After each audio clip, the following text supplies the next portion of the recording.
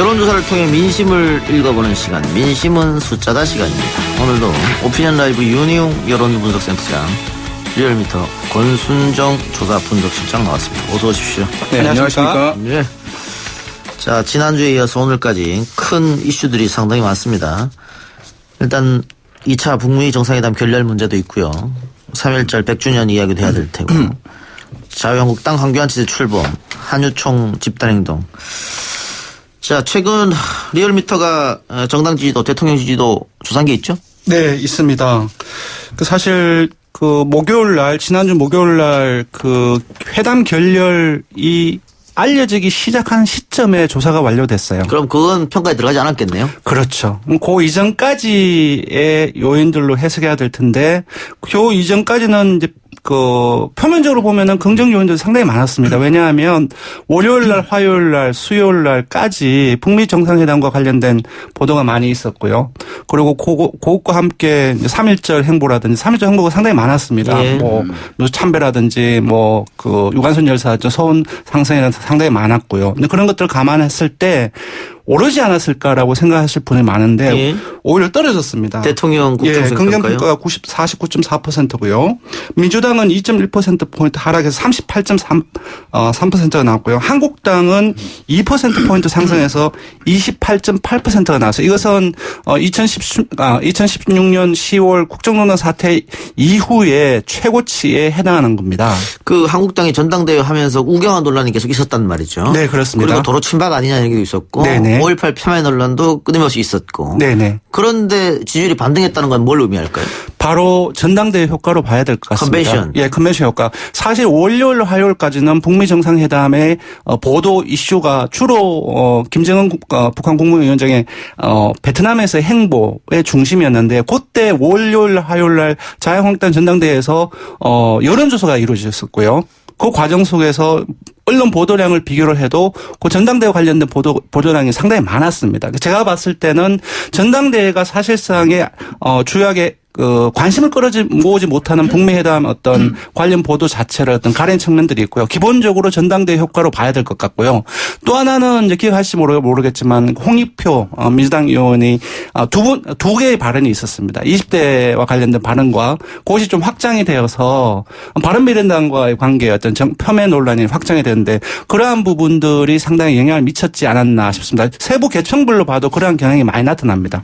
그러니까 대구 경북 같은 경우는 거의가 아니라 실제로 현재 취임 후에 최저치로 떨어졌습니다. 29.7%. 그리고 20대 같은 경우는 상당폭이 자유한국당으로 결집이 되었었고요. 좀 그런 것들을 봤을 때 전반적으로 컨벤션 효과, 자유한국당 컨벤션 효과하고 20대 논란, 이 부분들이 두 가지 주요 요인이지 않았나 싶습니다. 근데 20대 발언 논란이 전체 지지율을 좌지우지할 정도로 큽니까 그게?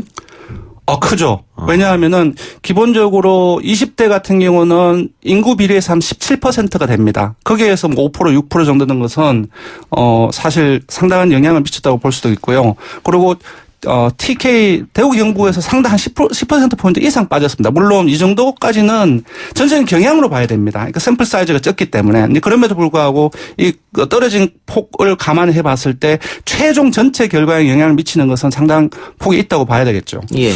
다만 이제 이것이 이제 이후에 어떻게 이제 영향을 줄 것이냐.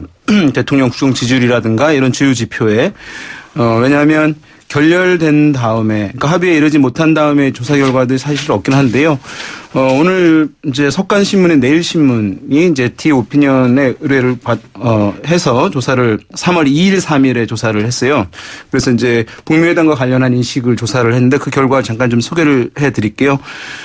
지금 이제 정상 합의가 이제 없었으므로 부정적이다. 또는 이제 대화의 진전이 있었으므로 긍정적이다. 어느 쪽에 이제 공감이 가느냐라고 물었는데, 긍정적이다라고 하는 데의 공감이 54.2%. 그다음에 합의가 없었기 때문에 부정적이다라고 하는 데의 공감도는 33.7%였거든요. 그러니까 기본적으로 여러 가지 이제 그 결렬에도 불구하고 바라보는 이제 시각들이 국민들이 이제 부정적으로만 바라보고 있지는 않은 측면들. 그러니까 좀 안타까운 시선으로 좀 바라보는 측면들이 이제 있다고 할 수 있겠고, 이후에 기대감이 이제 살아 있다고 볼 수 있는데요. 약간 의외네요. 예, 다만 이제 이 조사는 좀 한번 눈여겨볼 필요 있는데요. 이제 북한의 비핵화 관련한 이제 그 신뢰 의지에 대한 신뢰도 문항이 있었는데 이것이 이제 작년 10월에 있었을 때는 북한의 비핵화 의지에 대해서 신뢰한다는 응답이 52.8%였는데 이번에는 35.8%로 좀 떨어졌어요. 그러니까 이제 북한이 온전하게 이제 비핵화 이번에 카드를 다 내놓지 않은 것 또는 미국의 요구에 대해서 받아들이지 않는 부분에 대해서 국민들이 좀 인식하는 부분이 좀 있었음을 확인해 볼 수 있고 그래서 이 지표를 한번 눈여겨 앞으로 봐야 될 것 같고요. 다만 이제 이후에 이제 전망에 대해서는요. 다시 이제 적대적 관계로 갈 것이다. 그거는 23.1%였는데 결국 평화적 관계로 전환될 것이다라고 하는 것이 58.5%였거든요. 이런 긍정적 희망적으로 바라보고 있네요. 네, 그렇습니다. 그래서 다소 이번에 어쨌든 북한이 정말 비핵화를 할 의지가 있는 것인가에 대한 의문들도 일부분 이제 형성된 측면도 있습니다만은 여전히 국민들이 이런 평화 관계로 전환될 것이다라고 하는 이제 기대감들 이런 것들이 이제 남아 있다라고 볼 수 있겠고요. 그래서 아까 말씀드렸던 이 조사는 이제 전국 1,000명을 이제 전화 면접 조사를 했고요. 응답률은 14.1%, 표본 오차는 95% 신뢰 수준에서 플러스 마이너스 3.1%포인트였습니다. 예. 자, 한국당 전당대회 컨벤션 효과를 자유한국당이 봤다. 지금 이렇게 정리가 됐는데, 전당대회 도중에는 그 태극기 부대의 어떤 강성 발언, 또 그 연설회장을 뒤덮은 모습, 이런 것들 때문에 자유한국당 후보들이 눈치를 보여주지 않을 수 없었거든요. 그렇죠. 근데 막상 뚜껑을 열어보니까 태극기 부대의 힘은 그다지 크지 않았다. 이게 중론인 것 같습니다. 저는 그렇게 생각하지 않습니다. 아, 그래요? 예. 그러니까 뭐 약하다, 크지 않았다라고 보다는 예상대로 상당했다. 그게 맞을 것 같습니다. 그러니까 물론 이제 득표를 보면 한교안 50%, 오세훈 그 후보 31%, 김진태 후보 19% 나왔는데 자세히 들여다봐야 돼요. 그러니까 김진태 후보가 당원에서는 22%가 나왔습니다. 보통 지금 우리가 전체 당원이 한 30 몇만 명이 되었죠. 자유한국당. 그중에 보통 우리가 8,000명 정도가 태극기 부대가 들어왔다고 얘기하잖아요. 거기서 조금 더 늘려잡아도 거의 5% 수준밖에 안 되거든요. 5%는 안 되거든요. 근데 그럼에도 불구하고 당원에서 22% 정도가 나왔다는 것은 상당한 표다. 그리고 이번 자유한국당 흥행이 실패했다 해서 많이들 참여 안 했잖아요. 그 부분도 봐야 될 그렇죠. 거 아니에요. 그러니까 기본적으로 그들 그룹들의 태극기 부대의 그룹들의 참여의 적극성을 고려를 하더라도 예. 22%를 받은 것은 상당하다고 봐야 될 것 같고요. 일본 국민에서도 마찬가지입니다. 제가 기억할지 모르겠지만 태극기 부대에 대한 자유한국당이 취해야 될 태도에 대해서 조사를 해본 바가 있는데요. 예. 그 조사를 기반으로 했을 때 태극기 부대에서 친태극기 부대에 대한 성향을 가지고 있는 사람들이 전체적으로 4에서 5% 정도밖에 되지 않았어요. 일반 국민들에게. 일반 국민에서. 예. 근데 지금 이제 자유한국당 전당대회 룰에서 일반 국민 같은 경우는 타당 지지층도 포함하는 여론조사였거든요. 거기에서 제일 낮긴 했지만 12%가 나왔습니다. 그래서 종합적으로 봤을 때, 뭐 약했다 또는 뭐 크지 않았다라기보다는 아주 크진 않았지만 상당했다라고 보는 것이 맞을 것 같습니다. 이게 이제 태극기 부대 또는 태극기 친화적인 뭐 자유한국당 지지층들, 당원 등이 김진태 후보에게만 표를 줬다고 분석하는 것은 또 맞지 않아요. 그렇죠. 왜냐하면 그분들 중에서도 전략적 투표를 하시는 분들이 있을 거거든요. 이것은 이제 완전히 비박계인 오세훈 후보에게 돼서는 안 된다라고 하는 것을 막기 위해서 황교안 후보에게 표를 던진 태극기 세력도 예. 만만치 않게 있을 것으로 보여요. 예. 그래서 이것을 단순히 이제 태극기 부대가 한 20%밖에 되지 않는다. 그 정도 국한된다라고 이제 단정하는 것은 약간 이제 1차원적인 분석일 수 있다. 그래서 사실은 실제로는 상당히 이 흐름 이제 컸다고 보는 것이 이제 맞을 것 같아요. 그리고 이제 일각에서는 오세훈 후보 이제 득표율을 한 30% 했다고 해서 상당히 이제 높이 평가하는 지적도 있어요. 분석도 있어요. 근데 과연 이제 이걸 높이 평가할 수 있을 것이냐. 오세훈 후보 30%는 사실은 이제 이후에 파괴력을 키워나갈 것이라고 하는 기대감을 주려고 한다면 한 40% 정도는 득표를 했어야 사실은 이제 그 기대감이 이제 있는 것이라고 볼 수 있을 텐데 30% 정도밖에 이제 하지 않았기 때문에 이런 상황에서는 여전히 이제 친박 대 비박의 한 7대3 구도 자체를 흔들지 못한 것이거든요. 그렇습니다. 네, 그런 면에서 봤을 때 상당히 이번에는 이제 그 친박 강화 흐름들 또는 이제 보수 강경의 흐름들이 확실히 이제 확연히 확인되었다라고 분석하는 것이 일단은 합리적이지 않을까 생각됩니다. 예. 그런데 또 일각에서는 어쨌든 개혁 보수를 지지하는 사람들이 30%는 되는 거 아니냐. 이런 얘기를 또 하거든요. 그것도 상당한 의미가 있다. 근데 자세히 봐야 되는 거죠. 왜냐하면 예. 아까 얘기했던 대로 그 전략적으로 투표하는 사람도 있었을 거란 말이죠. 네. 그걸 감안했을 땐 그 이 오세훈 후보한테 준 표는 오로지 그 의미 있는 오세훈 후보로서는 개혁 성향의 보수표 혹은 뭐 건전한 보수 이렇게 주장합니다만은 그런 사람들의 표를 오로지 다 받은 거 아니냐 이런 얘기가 있지 않습니까? 그러니까 우리가 지난달에 차기 대선 주자를 주자 조사를 했을 때 중도층에서 오세훈 후보가 받은 득표율 그 지지율이 어느 정도인지 아세요? 7% 정도밖에 안 돼요. 반면 황교안 후보의 중도층에서 지지율 어느 정도 하는지 아세요? 10% 중반대입니다. 예. 그래서 그렇게 봤을 때 물론 각 후보한테 나눠진 중도층의 이념적인 지향성 자체가 조금 색깔이 좀 다를 거예요. 근데 그럼에도 불구하고 중도층 전체로 묶고 봤을 때는 사실상 오세훈 후보가 이제 바깥에서 다 뛰쳐나와서 여야가 다 붙었을 때의 중도 확장성은 사실 그렇게 본인의 말처럼 그렇게 크진 않다고 봐요. 예, 쉽지 않습니다. 다 나왔을 경우에는. 예. 네. 예. 그리고 지금 어쨌든 황교안 후보가 신임 당대표가 됐는데 자, 첫 번째 황교안 후보가 해결해야 할 문제. 결국은 김순례 의원 징계 문제 아니겠어요? 그런데 최고위원이 됐단 말이죠. 네.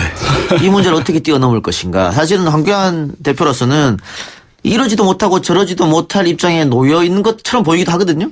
그러니까 아까 말씀드린 대로 태극기 부대의 태극기 세력에서도 황교안 대표를 많이 지지했을 거라고 예. 볼 수 있는데요. 일단은 이제 황교안 대표가 첫 최고위원 회의에서 통합이 중요하다 이런 이제 얘기를 하고 그래서 또 질문이 이제 뭐가 있었냐 하면 이제 이 김순례 최고위원에 대한 징계 이거 어떻게 할 것이냐 그래서 그러면 절차 안에서 합의를 통해서 진행할 것이다. 이제 다분히 원론적인 답변을 내놓은 그런 상황이에요. 자, 그런데 황교안 대표가 김순례 최고위원에 대해서 징계를 한다. 그 전에 이제 이종명 의원에 대해서는 제명 조치를 이제 비대위에서 내리긴 했었는데요. 물론 그것이 이제 마지막까지 될지는 좀 모르겠습니다만은 실제로 그렇게 한다면 태극기 부대 측에서 또는 강경파에서 이렇게 뽑아줬더니 왜 이렇게 이제 지금 결과를 내놓느냐라고 그렇죠. 하면서 반발이 있을 수밖에 없는 구도라고 할 수 있어요. 예. 그리고 이제 아까 말씀하신 대로 김진태 후보가 얻은 이제 그 20% 당내 이제 목소리도 사실 만만치 않은 것이기 때문에 그런 면에서 황교안 이 신임 지도부가 이 김순례 최고위원에 대해서 강한 징계 절차를 내리기는 상당히 이제 어려운 상황일 수밖에 없다. 저는 내릴 봅니다. 생각이 없다고 생각해요. 왜냐하면 오늘 최고위 그 황 대표의 메시지를 보면요. 잠시 보면요. 오늘 현 정부를 좌파 독재 정부로 규정을 했어요. 그리고 경제 정책을 좌파 포퓰리즘으로 규정을 했습니다. 그리고 평화 정책을 우리가 홍준표 전 대표가 위장 평화 정책이라고 얘기했잖아요. 근데 가짜 평화 정책으로 했어요. 똑같습니다. 그러니까 기본적으로 표현은 다르지만 기본적으로 현 정부를 규정하는 방식들 그리고 평화정책 또는 경제정책을 규정하는 방식이 이전의 리더십과 자유한국당 리더십과 거의 비슷하다는 것이죠. 거의 어떤 오른쪽에서 바라보는 시각이라는 겁니다. 그러한 시각들을 봤을 때 기본적으로 김순례 의원을 과연 내칠 것인가 그렇게는 보지 않는다는 거죠. 그리고 무엇보다도 일침일성이 보수통합이거든요. 바깥으로의 보수 통합을 얘기하면서 당내의 분열을 일으키는 행위는 하지 않을 거라고 봐요. 그래서 뭐 힘들어지느냐 아니냐 그런 부분들이 아니라 기본적으로 할 생각이 없지 않느냐라는 생각이 듭니다. 그러니까 아까 말씀드린 대로 이제 통합을 얘기한 것은 뭐냐면 당내 통합은 태극기 부대 다 끌어안아라. 끌어안는다는 얘기거든요. 그렇죠. 그렇게 얘기를 한 상황에서 얘기를 하고 그다음에 이제 징계에서 가장 약한 건 뭐냐 하면 어떤 보직에 대한 사퇴일 거예요. 근데 최고위원 바로 당선됐는데 최고위원 내려놓는다? 그런 결정을 내릴 수 있는데 사실 이제 그거 하기는 쉽지 않아 보이죠. 네. 그러면은 5.18을 부정하는 거냐 또 이 논리에 상당히 끌려갈 수도 있는데. 그렇죠. 그러면은 아까 얘기했던 뭐 외연 확장, 네. 중도 확장 네. 이거는 출발부터 불가능한 거 아닙니까? 그렇죠. 어떻게 보면요. 왜냐면 오늘 이제 이정미 대표라든지 정의당이라든지 평화당 정동영 의원을 만나서 얘기했던 부분인데 그 얘기가 나왔어요. 근데 어물쩍 넘어갔거든요. 명확히 대답을 하기 힘들어요. 그래서 아마도 뭐 이제 다시 한번 이제 재차 사과, 김순례 최고위원의 재차 사과 또는 이제 지도부의 다시 한번 사과 정도로 이제 일을 마무리하면서 현재 여권에 대한 이제 공세 강화로 이 국면을 이제 넘어가려고 하는 1차적인 이제 전략을 가질 수밖에 없는 그런 형국이 아닐까라는 느낌이 들고요. 기본적으로 친박을 등에 업고 대표가 되었기 때문에 그래서 그게 그러는 지금 판단을 하기는 힘들다고 봐야 되겠죠. 핵심 요직에 친박 인사들이 거의 다 친박입니다. 추경호, 한성교 전부 다 이현성까지 전부 다 친박입니다. 예. 근데 이렇게 당 핵심을 친박 사람으로 임명하고 5.18 수습은 조금 민그적거리고 그렇죠. 그렇게 되면 글쎄요. 네, 과연 국민 여론은 어떻게 반응할지 모르겠네요. 그래서 기본적으로 중도 확장에 대한 의지는 있겠으나 실질적으로 중도 확장을 할 수 있는 정책적인 방향상 아니면 정치적인 어떤 메시지를 던지기는 상당히 어렵지 않느냐라고 봐야 될 것 그러면 같아요. 그게 네. 태극기 부대를 위시한 사람들을 신경 쓰느라고 그러는 건지 아니면 전략적으로 집토끼를 먼저 단단히 잡고 그다음에 산토끼를 잡는 제가 조사 생각인지. 결과 하나를 예. YTN에서 의뢰한 건데 황교안 체제에서의 한국당 당면 과제가 뭔지를 물었어요. 거기에 극우 세력을 포함한 보수 통합이 하나 있고 극우 세력 단절을 통한 중도 확장이 있는데 거기서 자유한국당 지지층에서 어떤 결과가 나왔냐면은 극우 세력을 포함한 보수 통합이 무려 54.7%가 나왔어요. 그리고 본인이 스스로 보수층이라고 응답한 사람들도 그렇게 나왔습니다. 예. 반면 중도 확장은 10% 초반밖에 안 됩니다. 그러니까 기본적으로 당원들, 그러니까 자유한국당을 지지하는 사람들의 구성 자체가 이렇게 형성돼 있기 때문에 리더십 자체도 거기에 끌려갈 수밖에 없고 기본적으로 아까도 말씀드렸다시피 이번에 당대표가 되는 과정 속에서 친박을 등이 엎였기 때문에 힘들다는 그러니까 거죠. 당대표가 되는 과정에서는 당연히 네. 그럴 수밖에 없는데 앞으로 총선과 대선을 준비해야 되지 않습니까? 그렇죠. 근데 총선과 대선은 당 안의 사람들하고만 싸우는 게 아니잖아요. 당원들을 무시할 수 있어요? 그러니까 이제 보면 그러니까 그런 딜레마가 계속적으로 생길 수밖에 없는 거죠. 자꾸 이제 황교안 대표의 이제 첫 일성 말씀드리는 건데요. 통합이 아까 가장 중요하다고 했잖아요. 뒤에서 나온 말이 우선 당부터 통합하고 나아가서 넓은 통합까지 이뤄가야 한다. 이렇게 얘기를 했어요. 그러니까 우선 당부터 통합해야 한다. 그러니까 황교안 전 총리, 황교안 신임 대표 같은 경우에 당내 입지가 뭔지 물론 절반 정도 과반 득표를 했습니다마는 되게 입지가 탄탄하다고 보기는 어려운 측면이 있어요. 지금 보면은 사실은 우리가 최고위원 선거 결과를 보게 되면은 조경태 의원이 1위를 차지했잖아요. 그리고 정미경 전 의원, 김광림 의원 또 당선이 됐어요. 방금 얘기한 이 최고위원들 같은 경우에는 그 친박색이 뚜렷한 사람들은 아니에요.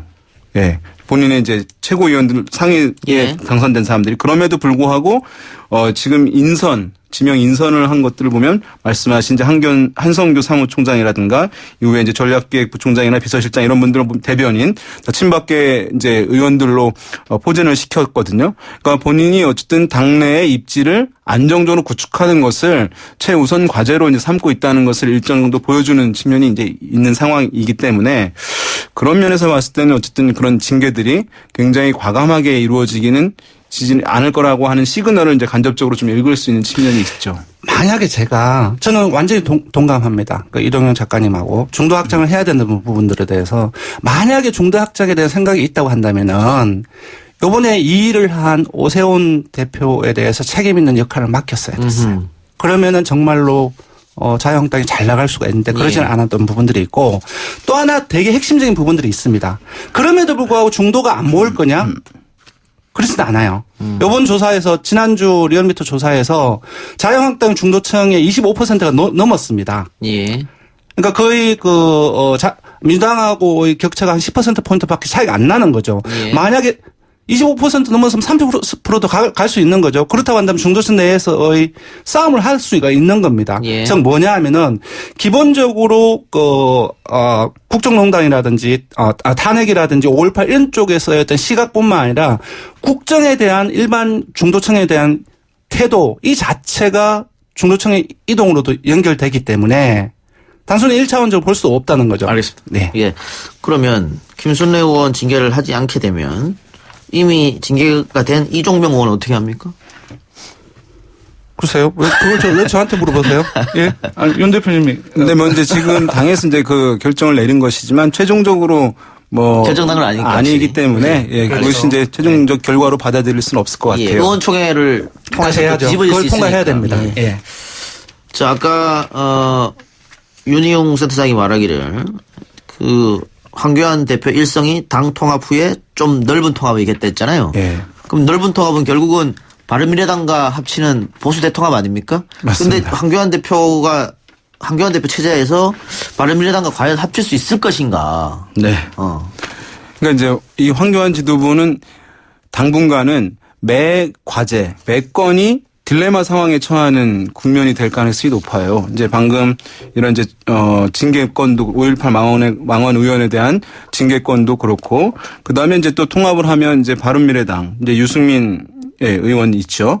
그럼 또 일각에서는 뭐 안철수 전 대표까지 이제 뭐 이렇게 얘기하기는 하는데 바른미래당 특히 이제 유승민 의원과 이제 이 보수 대통합을 이제 하는 것인데 이렇게 되면 그런데 역시나 이제 이 태극기 부대 태극기 세력 측에서 과연 이제 그것을 받아들일 수 없으리라고 보거든요. 그렇기 때문에 이것도 사실은 순조롭게 진행되기는 어려운 측면이 있어서 계속 논란이 끊임없이 갈 것으로 보여요. 근데 다만 그러면 이제 결국 어떻게 할 것이냐 여러 가지 길이 있을 텐데요. 만약에 이제 황교안 지도부가 지금 한국당 정당 지지율 한 30% 이제 지금 리얼미터 기준으로 가까이 가고 있는데 그것이 이제 민주당과의 격차를 꾸준하게 뭐 이제 한 5% 정도로 이제 줄이는 흐름으로 간다면 지금의 그 리더십에 대해서 불만은 있지만 내년 총선까지 갈 수밖에 없을 것인데요.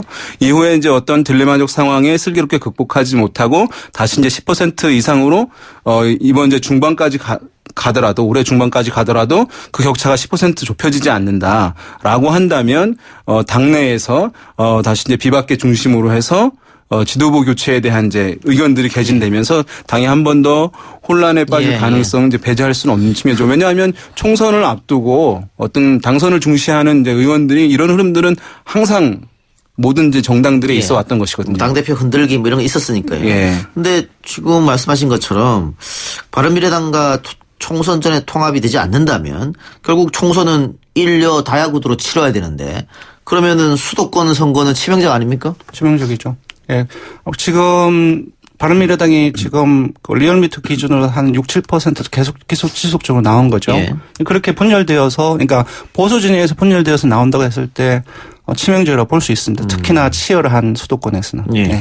그러니까 만약에 이제 선거제 개편과 관련해서 무슨 연동형 비례대표제 도입 확대라든가 이런 거 관련해서 이른바 이제 바른미래당과 여기 더해서 지금의 한국당에 있는 이제 비박계 세력들이 조기에 의기투합해서 이제 그 부분을 가려고 한다는 흐름이 형성될 가능성을 이제 완전히 배제할 수는 없을 텐데 지금 현재 이제 그런 한국당 내 비박계도 이런 이제 생각이나 의도를 갖고 있는 일부 그룹들이 있을 수는 있습니다만은 다만 그것을 쉽게 단행을 지금 할 수는 없는. 왜냐하면 황교안 지도부에 대한 불투명성이 있습니다만은 여전히 또 앞으로 보수가 더 통합이 돼서 지지율 민주당과의 격차를 좁힐 가능성도 있을 것이기 때문에 아마 쉽게 행동을 하지 못하는.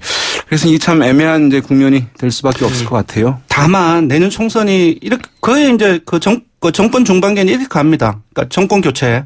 론하고 그리고 국정 안정론 두 개로 가는데 양쪽으로 쏠릴 가능성이 상당히 큽니다. 그러니까 진보 같은 경우는 민주당 쪽으로 그리고 보수 같은 경우는 그 자유한국당 쪽으로 쏠리는 과정 속에서 바른미래당이 지금의 여론조사 지지율처럼 그 정도 안 나올 가능성이 상당히 높은 거죠. 그렇다고 한다면은 한국당 지도부 같은 경우 그 정도는 고사시키는 과정 속에서 큰 영향을 미치지 않을 수도 있다라고 바라볼 수도 있을 것 같아요. 그러니까 이제 일려 다야 체제에서 흔히 과거에 있었던 것은 야권 후보 단일화, 야권 연대거든요. 그래서 이제 왜냐하면 총선에서는 뭐 정부 여당 심판론, 정부 여당 견제론 하면 그것에 대해서 공감하는 이제 유권자들이 야당에서 후보를 한 명으로 정하면 그걸로 표가 몰아지는 이제 현상들이 있으니까 그것을 이제 기대하고 실행해 보려고 의도할 수는 있겠는데 다만 이제 보수 진영에서 이 부분에 대해서 학습이 되지는 못했어요.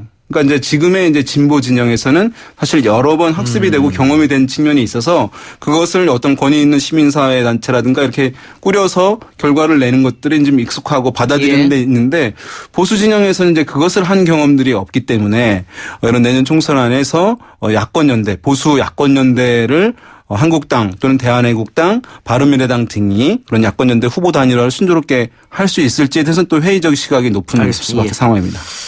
또 일각에서는 황교안 대표의 그 4.3 재보선 창원 선산 차출설이 나오고 있다고 하던데 이거는 현실적으로 불가능한. 그건 이제 강기훈 전 결정이 됐습니다. 오늘 오후에 확정이 됐습니다. 만약에 확정이 안 됐다 그래도 이건 말이 안 되는 것처럼 보이고요. 그렇죠. 그죠. 자, 다른 얘기 해봅시다. 리얼미터가 교육정책 관련 국민인식 조사를 진행했는데 그 내용도 짧게 살펴봅시다. 예, 지난주 수요일 날 조사를 했고요.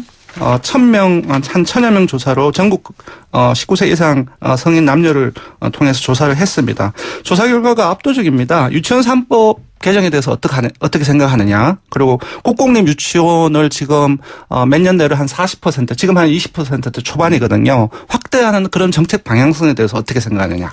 그리고 지금 한창 논란이 되었던 에듀파인, 그러니까 국가 어떤 그 회계 시스템이죠. 그 부분들을 도입하는 부분 어떻게 생각하느냐. 그리고 한유총의 가장 주요한 어떤 주장이었던 에듀파인 자체가 사유재산을 침해한다. 이 내문항에 대해서 물었는데 80%대 초반 또는 어떤 그는 한 86% 이상이 그 교육부 쪽으로 다 쏠려 있어요. 예. 그러니까 지금 이 여론조사 결과뿐만 아니라 지금 주말을 지나면서 한유선 사태가 벌어졌는데 관련 기사에 들러붙는 댓글들을 보면은 거의 예, 교육부 쪽으로 쏠려 있거든요. 관련 기사에 달린 댓글요. 네. 댓글이 왜 들러붙습니까?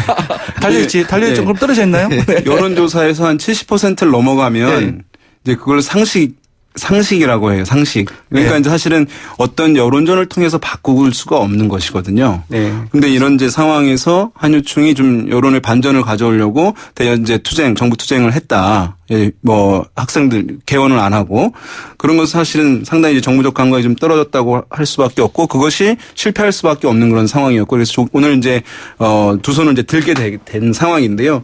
예전에 이제 박용진 의원실에서 한번 조사를 한 적이 있어요. 예. 이 사립 유치원이 사설 학원이냐 초중고등학교에 가깝냐라고 했더니만 초중고등학교와 가까운 공적 성격의 교육시설이다라는 게 10명 중 7명이었거든요. 우리 국민들은 학교라고 보고 있는 거예요. 예. 학교에서 학생을 안 보낸다라는 것을 과연 교육을 중시하는 대한민국 국민들이 정치적 성향 여부를 떠나가지고 맞아. 받아들일 수 있는 것이냐. 근데 사실은 판단 착오를 해도 사실은 너무 많이 한 것이죠. 일단은 지난번에 그 정부 지원금 받아가지고 명품백 사고, 뭐 성인용품 사고 이런 부분들이 너무 대중적인 분노를 일으켰고요. 여러 차례 기사가 나왔는데 뭐 사과 한쪽 가지고 여러 개 나눈다든지 그런 것들이 뭐 이른바 오병이의 기적이라든지 그런 것들 기사들이 너무 많았기 때문에 아예 한유총에 대해서 국민들 같은 경우는 비리 잘못된 집단이나 그런 어떤 낙인이랄까요. 그런 스티그마가 찍혀 있는 겁니다. 예. 그런 상황 속에 이러한 결정들 같은 경우는 국민적인 동의를 당연히 얻을 수 없죠. 밖에라도 네. 어쨌든 이렇게 해결이 잘 된 돼서 것 같습니다. 네. 아니 그것도 네. 이런 압도적인 국민 여론의 힘을 받아서 교육 당국이 강하게 압박한 거 아니겠습니까? 그게 그렇죠. 통한 거고. 그러니까 이런 사실은 여론이 없었다고 한다면 거의 그렇게 밀고 처음일까요? 나가기 힘들었을 거예요. 그러니까 아마. 왜냐하면은 네. 지금까지 한유총이 이렇게 저항한 것이 성공한 경우들이 많이 있었는데 이번에 이제 정부가 이렇게 강경하게 나온 것. 그래서 한유총이 이제 후퇴한 것 이런 사례가 사실 과거에는 많지 않았다고 할 수 있는데. 그러니까 이 숫자는 아까 윤 대표님께서 말씀하셨다시피 일반 여론조사에서 나오기 힘든 거죠. 숫자입니다. 우리 60%만 넘어도 많이 나왔다고 얘기해요. 예, 그렇습니다. 80, 그러니까 교육부에서 뿌린 보도자를 제가 봤는데 되게 완화를 시켰더라고요. 대다수 또는 우세. 근데 이 정도 숫자는 압도적인 로 표현을 해도 무방하거든요. 독도가 이제 우리나라 땅 아니다 하는 사람도 있거든요. 한 10% 나온다는 조사하면. 네. 탄핵 때도 기본적으로 80%대 초반이었어요. 예. 탄핵 찬성이. 네. 그래요. 한유총이 패착한 것 같고 참고로 조금 말씀드리면요. 유치원 3법 개정에 찬성하냐가 81%, 국공립 유치원 확대에 찬성하냐 86.4% 찬성, 사립 유치원 에듀파인 도입에 찬성하냐 83.1% 찬성, 에듀파인이 사유재산을 침해하느냐 침해하지 않는다가 73.7%라니까 압도적이었다. 네. 예, 이렇게 볼 수 있겠죠. 알겠습니다. 자, 국민 여론은 잘 알았고요. 오늘 두 분 말씀도 잘 들었습니다. 오늘 두 분 얘기는 여기까지 듣죠. 수고하셨습니다. 감사합니다. 감사합니다.